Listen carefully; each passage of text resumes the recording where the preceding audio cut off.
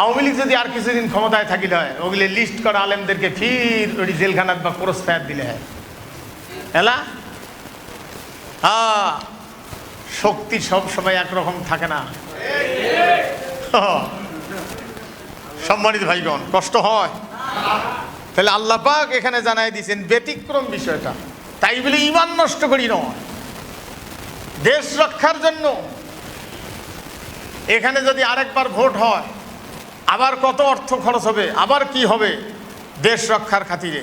আজকে কত নেতার মুখ থেকে বের হয়, জামাত যেটা ৭১ সালে যেটা বুঝছিল, ৫০-৫৩ বছর আগে যেটা বুঝছিল, আমরা তখন তাদের বিরোধিতা করছি যে দেশ স্বাধীন হলে আরেকটা দেশের পায়ের তলে চলে যাবে, তাদের নির্যাতনের শিকার হওয়া লাগবে বলছিল।